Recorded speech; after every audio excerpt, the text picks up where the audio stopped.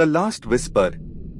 कभी कभी जिंदगी में हमें ऐसे अनुभव मिलते हैं जो हमारी समझ, हमारी तर्कशक्ति और हमारे विश्वास सबको चकनाचूर कर देते हैं। यह कहानी भी कुछ ऐसी ही है। मैं तुम्हें जो सुनाने जा रहा हूँ वो सिर्फ एक कहानी नहीं है, बल्कि वो डरावनी दास्तान है जिसे मैंने और मेरे दोस्तों ने जिया था। वो रात, वो गांव और वो श्राप जिसने हमारी जिंदगी को हमेशा के लिए बदल दिया। वो जुलाई का महीना था। बारिश के बाद की ठंडी हवा पहाड़ों को और भी रहस्यमयी बना रही थी। हम 4 दोस्त अनिकेत, विशाल, कबीर और मैं आरव देहरादून से चक्राता की तरफ एक ट्रिप पर निकले थे। पढ़ाई और काम की थकान से निकलने का यही एक बहाना था। हमारी गाड़ी पहाड़ों की संकरी सड़कों पर धीरे धीरे चढ़ रही थी। बाहर धुंध इतनी थी कि कभी कभी 2 कदम आगे तक दिखना मुश्किल हो जाता। गाड़ी में गाने चल रहे थे, हम सब हंसते बोलते जा रहे थे। लेकिन तभी रास्ते में एक बूढ़ा बाबा हाथ में त्रिशूल लिए खड़ा मिला। उसने हमें रोक लिया। बच्चों, इस रास्ते मत जाओ, ये महीना अच्छा नहीं है। इस धुंध में वो दिखते नहीं, लेकिन वो हैं। हम सबने उसे मजाक समझा। विशाल तो हंसते हंसते बोला, बाबा आप भी डराने लगे, छुट्टियां खराब मत करो। बाबा चुप हो गया, लेकिन उसकी आंखों की गहराई में अजीब सा डर छुपा था। थोड़ा आगे बढ़ने पर हमें एक कच्चा रास्ता दिखा।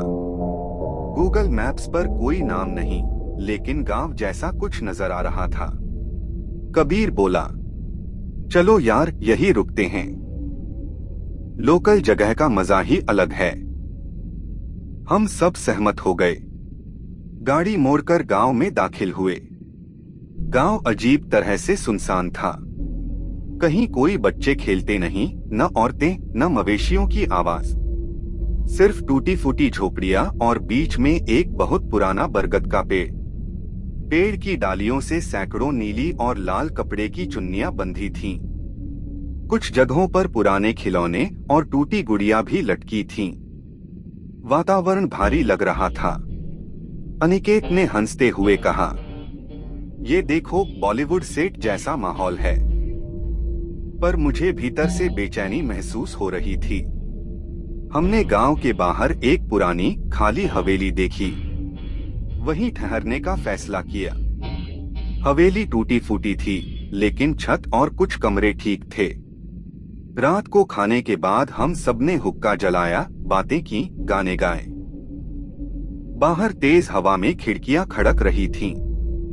लेकिन ठीक आधी रात बरगद के पेड़ से घंटियों की आवाज आने लगी। Tin tin tin. हम सब सन्न रह गए। कोई वहां था, या हवा में लटकती चुन्नियां टकरा रही थीं। कबीर खिड़की से झांकने गया। दोस्तों, वहां कोई खड़ा है। हम सब उठ खड़े हुए। सचमुच धुंध में एक औरत जैसी आकृति पेड़ के नीचे खड़ी थी। सफेद साड़ी में, बाल खुले, बिना हिले डुले। ये क्या बकवास है, विशाल बुदबुदाया। अगले ही पल वो आकृति गायब हो गई। सुबह होते ही हमने गांव छोड़ने का सोचा, लेकिन गाड़ी स्टार्ट ही नहीं हो रही थी। चाबी घुमाने पर भी इंजन खामोश। ये कैसे हो सकता है? कल तो ठीक चल रही थी, अनिकेत ने माथे पर पसीना पोंछते हुए कहा। गांव से बाहर निकलने का कोई और रास्ता नहीं था। हम फिर उसी हवेली में लौट आए। दिन भर सब सामान्य रहा, लेकिन शाम ढलते ही हवेली की दीवारों से अजीब आवाजें आने लगीं, जैसे कोई दरवाजे पर खरोंच मार रहा हो। मैं और कबीर टॉर्च लेकर बाहर निकले। दरवाजे पर खून से बने हाथों के निशान थे।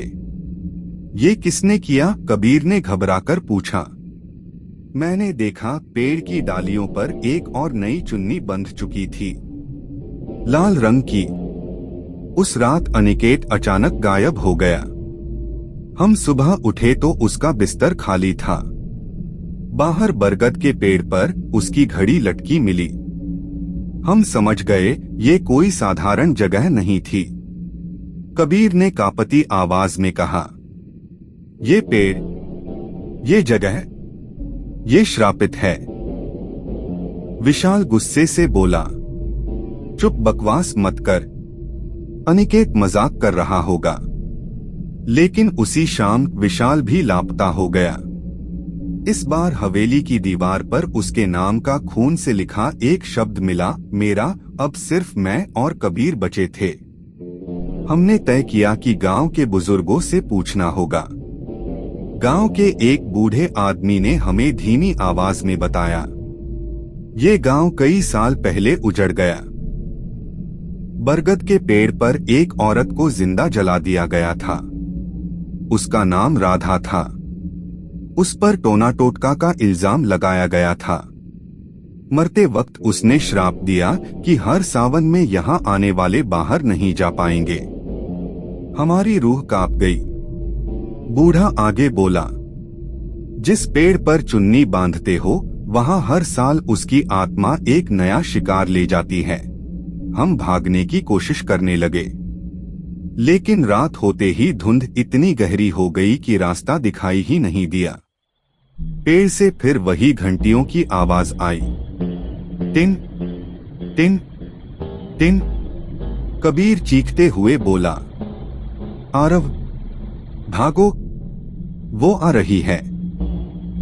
मैंने पीछे मुड़कर देखा, सफेद साड़ी वाली औरत हवा में तैरती हुई हमारी तरफ बढ़ रही थी। उसकी आंखें अंगारों जैसी जल रही थीं। कबीर भागते भागते अचानक चीखा और गायब हो गया। बस उसकी चप्पल जमीन पर पड़ी रह गई। अब मैं अकेला था। मैं कैसे भागा, कैसे बचा, मुझे याद नहीं। बस इतना जानता हूं कि अगले दिन मैं देहरादून की सड़क पर बेहोश पड़ा मिला। लोगों ने मुझे अस्पताल पहुंचाया। डॉक्टरों ने कहा मैं कई दिनों से भूखा प्यासा जंगलों में भटक रहा था। पर सवाल ये है कि मेरे दोस्त कहाँ गए।